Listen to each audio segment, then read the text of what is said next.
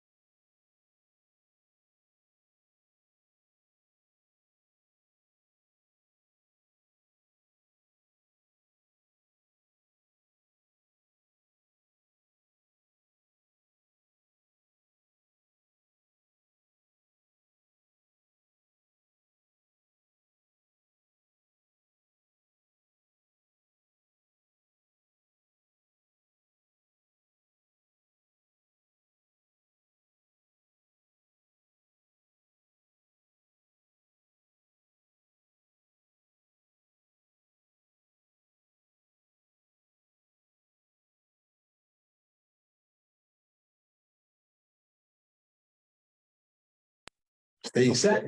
Go ahead, Joe. No, I just wonder what foundry was it that Grand Avenue? Where there wanted to, do you remember the foundry that was I there? do not. Okay. All right. Mayor Meany might know that. He knows Johnson City better than anybody I know. So. I just wondered.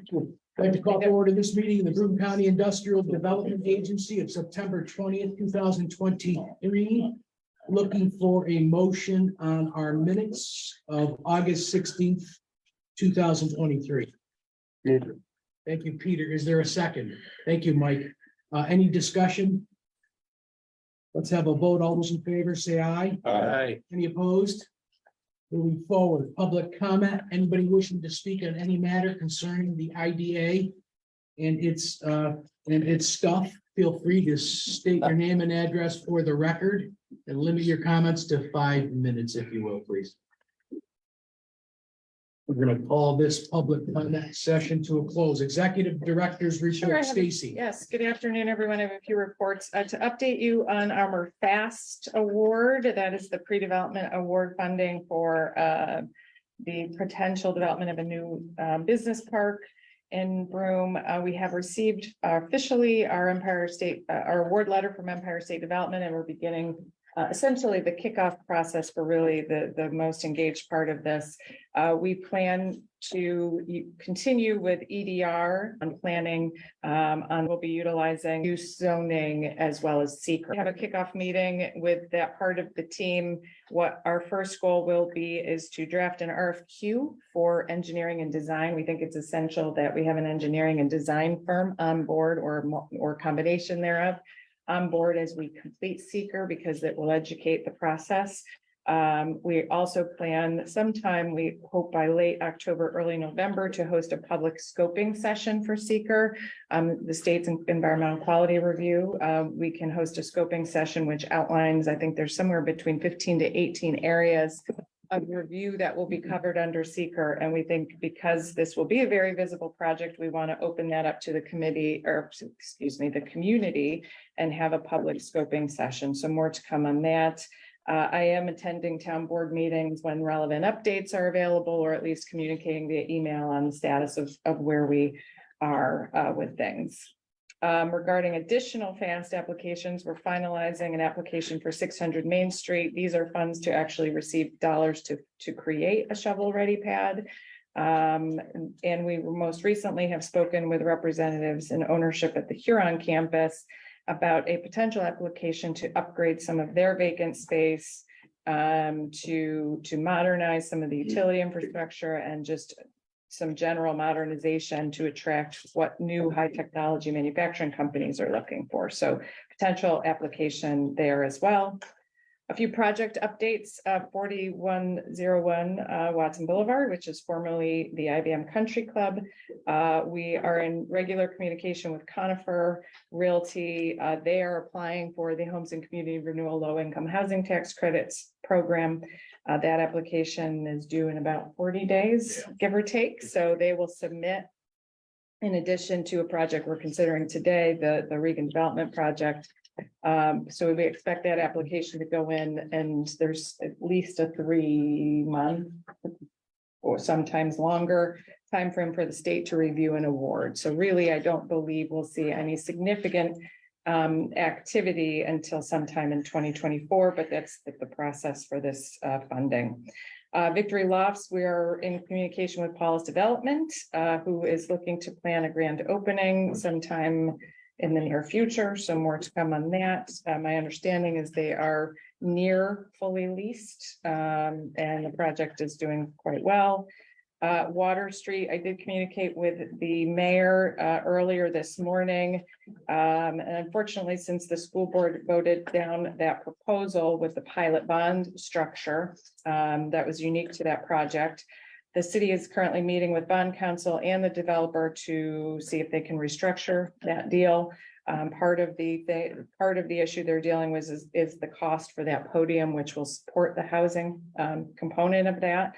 The mayor has stated the garage will be built for certain, and they are working towards a path towards getting the housing confirmed. So more to come. On 2 projects already approved, Green Mountain Electrical Supply, or GMS Inc., and Crowley Lofts, we're working on just closing documents. I will have one executive item to discuss with the board related to one of those projects. Couple other things. We are new members of an organization called the Industrial Asset Management Council, or IAMC, which is a great resource for us and what we do, but it's also apparently, I did not realize this, but there's traditionally a significant wait list to join this group. It's a great networking group, as well as subject matter experts. So we were thrilled to be able to join. I was able to attend the fall forum last week in Boise, Idaho, which is a great city. If you've never been there, I had never been. We were able to make great connections with corporate real estate executives as well as national site selectors. And we also, which was very cool, got to do a tour of the Micron R&D facility located in Boise. They have about 5,000 employees there just focused on R&D. They are also adding a 600,000 square foot manufacturing facility. I can just say that it was very eye-opening to understand the impact of what they're looking to build here in Syracuse, the far-reaching impact that will have. So it is definitely something we should be prepared for, but that was a great trip. I will be presenting best practices for professional development for economic development professionals at the Fall New York State EDC Forum in Syracuse later in October. I have been and continue to serve as the chair of the Advanced Manufacturing Work Group for the Southern Tier Regional Economic Development Council. We are re-engaged as a work group and updating our regional strategic plan, due by sometime to be complete by the end of the year. And as you all know, we have unfortunately lost Brendan O'Brien. He has been recruited over to the Portland County IDA as their new director. We wish him all the best, but we do plan to post for that position as early as next week. So what do you do with your spare time? So we're a busy group. Thank you, Stacy. Any questions for Stacy? Yeah, one quick, there was like some news stories about the IBM company highlighting that it's been delayed. It's not. What precipitated that story? Well, Bob reached out and asked for updates, and I told him where things were, and I think it was unfortunately reported as a delay. It's just a process that takes a long time when you're dealing with the New York State Homes and Community Renewal.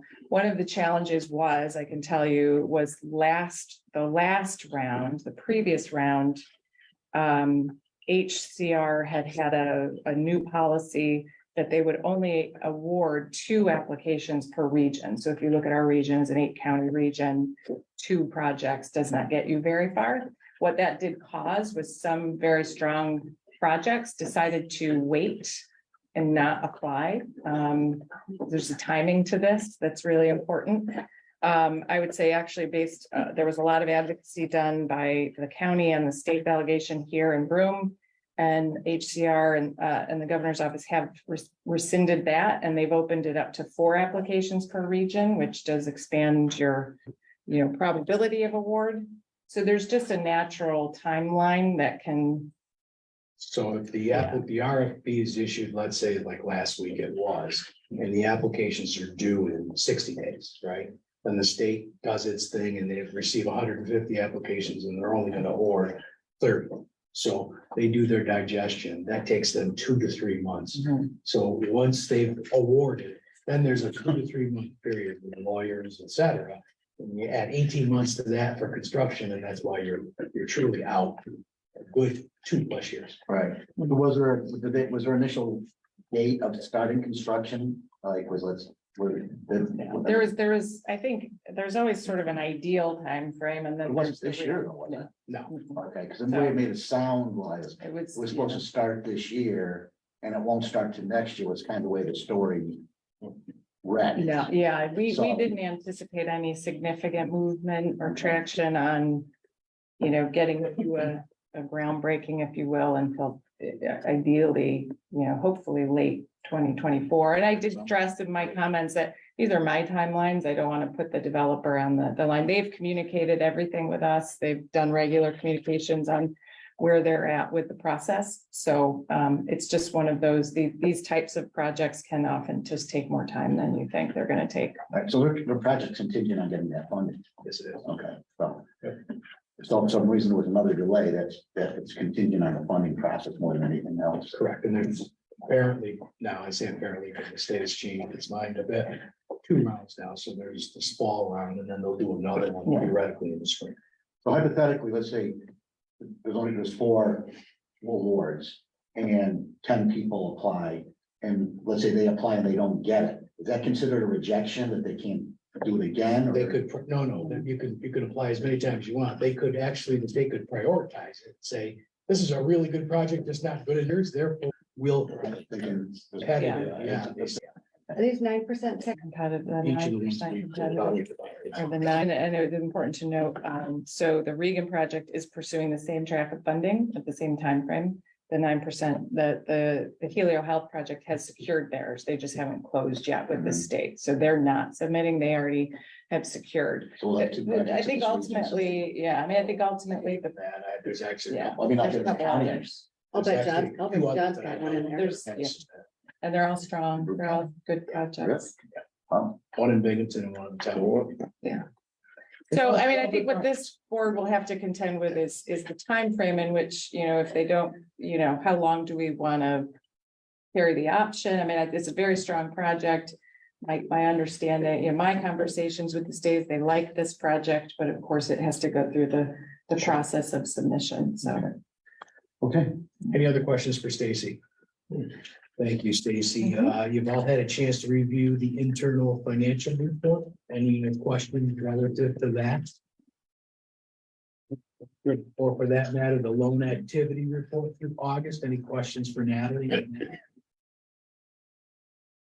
Okay, moving on to new business resolution, accepting an application from Regan Development Corp. or an entity to be later named the company for a leaseback transaction to facilitate the financing of the acquisition, construction, and equipping of the property located at 333 Grand Avenue and 154 Allen Street, in the village of Johnson City, Town of Union, Broome County, New York, to provide for a sales and use tax exemption benefit in an amount not to exceed $955,000, a mortgage tax exemption benefit in an amount not to exceed $209,000, a real property tax exemption benefit in an amount not to exceed $1,698,715, and authorizing the agency to set and conduct a public hearing with respect thereto. I know this was discussed in governance.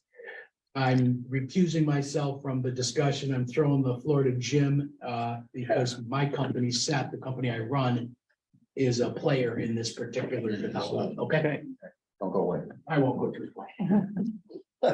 Don't go to Canada. Mayor, what say you? The governance committee moves it forward as a motion to approve. Second? Cool. All in favor? Aye. Opposed? Carries. Very good. Somebody go get All right. the chairman. Get in the steps. It's like my watch, it tells you to stand, so he got his moment of standing. Yep.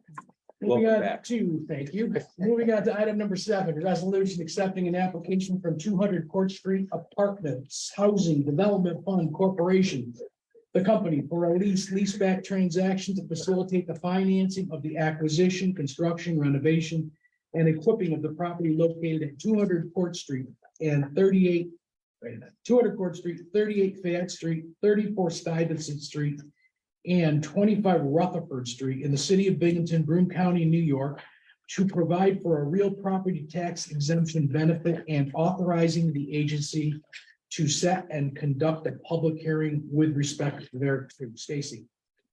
Okay, so I'm not sure, I know several board members were in for governance, but for those that won't, I will, I will give a project description on this. This is, when I said earlier, a new project for our community. There are projects like this, as was referenced statewide, but the first time a project like this for Broome, to my understanding. Helio Health is proposing a development of a new affordable and integrative supportive housing project in the downtown area of the city of Binghamton at the former sheltered workshop located at 200 at the corner of 200 Court Street and Stuyvesant Street in the city of Binghamton. It will convert the vacant office and manufacturing space into 111 new and high quality affordable apartments for individuals. What is unique about this project, it will also set aside a number of units, I believe 56 to be exact, for individuals who are dealing with substance use disorders, as well as 6 individuals who are dealing with issues of severe mental illness, and 10 units reserved for homeless veterans. I will note that this project is located across the street from the Veterans Center in downtown Binghamton as well. So that's 56 supportive units and 51 affordable units at approximately 60% of area median income. The subsidy for the supportive units comes through a program called ESHI, the Empire State Supported Housing Initiative, that will provide subsidy for those special needs units. There is a determination for individuals through this program under a definition of homeless, including homeless households and households at risk of homelessness. Again, the project proposes to renovate the entire structure. Building will offer 23 studio apartments, 71 bedroom apartments, and approximately, I think 18 2-bedroom apartments. Total residential space is about 77,000 square feet. The proposal also includes 42,000 square feet of common area and office space for service providers. As was noted, there will be a variety of service providers on site during the day, caseworkers and other service providers, and security through the evening hours. The main offices will include that office space as well as service provider space. Each floor will have amenities such as community room space, fitness center, lounges, laundry, and trash rooms, and the building will be fully accessible. The project dynamics, the project proposes to create 12 net new jobs for this project. The total project cost is roughly $43 million. Current assessment is $333,000. And I have the updated project review. We do have the assessment at roughly 1.2 million upon completion. Project is not seeking a New York State sales tax exemption because it is determined by New York State to already be tax exempt. They are seeking a property tax exemption, roughly $1,020,982 for a full benefit excuse me, total exempt, that is their total exemption. Project will help fill a need for affordable and supportive housing. It will revitalize a vacant building in the heart of downtown Binghamton and provide public transportation access for amenities. I don't know if there's any other questions. Questions for Stacy? And this is the tax credit project? Yes. John, doesn't the state limit how many supportive units, what percentage of the supportive units you can have in a project? I believe, 'Cause that seems like an awfully high percentage. I believe they do, but I guess I'm I- assuming they've opined on this and they feel it's Because they Yeah, have that's been gonna be a approved. challenging project. I mean, proper, from an operation. when it's, operationally, it's gonna. I'm afraid it might Staffing unleash side. some havoc on down. I don't know. Well, I mean, there's a guarantee, I mean, the thing is, they guarantee, my concern is St. Mary's Church is like a block from there. Yeah, And that has a lot of old parishioners that come from all over, because of the traditional Italian church. So there's a lot of elderly there. But I I mean, mean, I'm heartened to hear they have office space for the supportive personnel. I think that's important, because you don't see that very often. I think that will help a lot, but it really depends on how many. These They these are have. 56 individuals that are gonna most likely be taken off the street and given a supportive environment. Which, so right now, Yeah. they're within our community. It's not like these Yeah. people are, Oh, no, are gonna be yeah, coming I'm into the opposed to community. it. I'm just, No, I want to make sure that there are enough safeguards around to, contain whatever might be happening there. I mean, having built and run a project with supportive housing units, I can tell you, it's, John, it's a big challenge. It really is. I And hadn't unless frankly heard of it before reading the. well, yeah, I think what your point is, there's a concentration. there's a concentration, yeah, So in yeah. one place. Yeah. So that's why I would the want, key is to help them, but also make sure yeah. there's safeguards. for the Yeah, community. yeah, absolutely. That's important. It'd be interesting to hear a little bit more information about the supportive services. Are they gonna be there full time? Do they, is there anyone besides Helio Health? It sounds like they have people with mental health issues as well as maybe some other things, that there must be another service provider, right? That I'm not sure. What we can do is today's consideration is just to advance the application for next month. We can ask them to bring in some individuals that can maybe give a broader presentation on the service provider aspect Specifics. of that. It's gonna come down to very good management. Yeah, oh, That's absolutely, what's- yeah. More than management, but I think those support services are gonna be absolutely key, especially with that many people. Helio is new to our community about 4 years ago. Is that right? Yeah, That's right. yeah, they've been providing a lot of rehabilitation and counseling and. And they've they're- got a good They reputation. have, I believe they have. they have. They've been very active in the communities. They're at Syracuse, correct? There, I believe so, yeah. Where are they now? Are they here now? The former Broome Development. They came in on. They were on that State, Yeah, yeah, yeah. treatment facility. What's the median income now here? Because About everything's. 57,000, That's okay. just a little over 57,000. It's gone up. We've they seen continue- about a 5% wage growth over the few years, in that general 5% increase in wages. And then roughly half of the units are just regular affordable. Yeah, it's housing. 60% at AMI, so Do we know if they're gonna take section 8? I don't believe so. No, we can get rent information in there. They're not. I don't think, so. Yeah, They're not.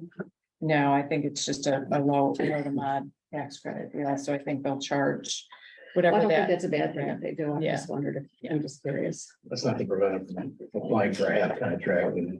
Yeah, yeah. I mean, if they get section 8, it helps ensure their income. Big rents are getting paid. We'll get that, yeah, and we can, again, I'll invite them to come and give a presentation. It sounds like they have facilities elsewhere in the state, so They do. to provide some comparison of how they manage and run operations for next month. That works for everybody. Well, I think that's, I mean, you can always adjust too. I mean, I think, that, they're gonna have staff, basically, they said they're gonna have staff 24/7, which is critical. Somebody's gonna be there all the time. Like, I don't think they have to have necessarily security during the day if they have all their staff there. But it's in the evening when there's no staff that they have. Yeah, It's important yes. things to have security in the Yes, evening absolutely. and at night. So, So Mayor, this came through governance? It did. We move it forward. It was a motion to approve. Is there a second? Yeah. Thank you, Joe. Yeah. Any further That's neat. discussion? Elaine, you had something? This is 9% also? Yeah. So I mean, yeah, they haven't applied yet, right? They have received. Oh, they've they're in the got it. process of proposing. CS, Helio, yes, They actually have 9% on this one? yes. Oh, when did they apply for that? Why? I didn't think. They haven't closed. Okay. They haven't I didn't think you could even That's not- apply until you had a pilot in place. No, you can, but that points against you if you don't have something intact. I'll take your word for it because I don't remember seeing that project get funded. Yeah, I know they they got have it other. in here, yeah, and I'll pull that from where it's in the end. Okay, with that in mind, let's have a vote. All those in favor, say aye. Aye. Any opposed? Abstentions? Carried. Moving on to, would someone like to make a motion to go into executive session? I'll move Thank it. you, Dan. Thank you for that second, Peter. Got it. All those in favor, say aye. Aye. Any opposed? Let's go into executive session.